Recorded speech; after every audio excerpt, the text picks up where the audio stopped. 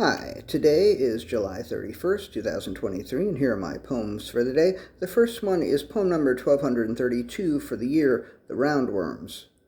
About 46,000 years ago, a pair of tiny roundworms were frozen alive in the Siberian permafrost and entered a state of cryptobiosis. When they were discovered 5 years ago, scientists saw a little sign on them that said, "Just add water," so they just added water. The roundworms woke up and were like, "Oh, what took you so long? What fucking year is it anyway?" And when the scientists told them it was 2018, the roundworms were like, 2018? What the fuck does that even mean? Because the roundworms didn't know from Jesus. The fucking roundworms hadn't been awake since the fucking Upper Paleolithic era. The scientists told the roundworms about Jesus and art and culture and science, of course, and technology and the Buddha and Minnie Pearl and vegan Victoria sponge cake and a bunch of other shit. They tried to cover as much information as they could as quickly as possible because the scientists knew that the roundworms only had a few days to live.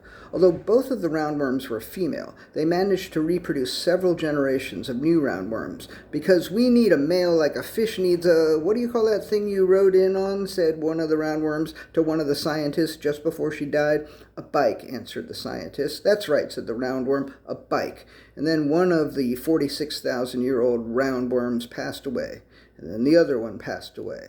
But their progeny lives on.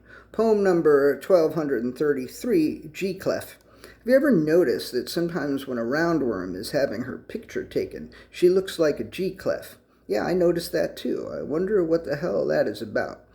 Poem number 1234. And a 1, and a 2, and a 3, and a 4, with mostly sincere apologies to Mecca. And a 1, and a 2, and a 3, and a 4.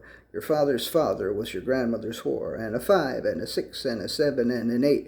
Your great-grandfather used an ear of corn to masturbate. And an A, and a B, and a C, and a D. Your great-grandfather fucked a tree. And a black, and a white, and a green, and a red. Your great-great-grandfather gave a buffalo head. All together now. Poem number 1235, Hand-Picked.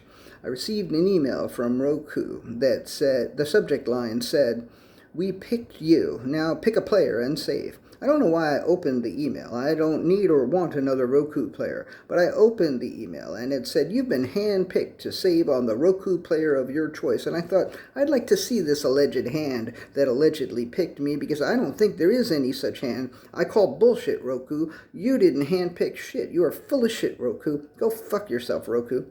I actually like Roku a lot, and I actually don't give a shit that they made up some bullshit story about handpicking me. I was just in a mood to go off, so I went off. That's just how I roll sometimes. And the last poem of the day, and of the month, poem number 1236, poem number 1236, Last Call. This is it, last call. You don't have to go home, but you can't stay here. Also, the last train back to the city leaves in 8 minutes. Be careful crossing the tracks. But the station is right there. You should be able to stumble over to the platform in like 3 minutes. So settle up your bill and head on out. This is the last call for today, but we will be opening up early again tomorrow. And that's it. Thank you. Happy July. Happy new month tomorrow. And we'll see you then. I appreciate you. Thank you.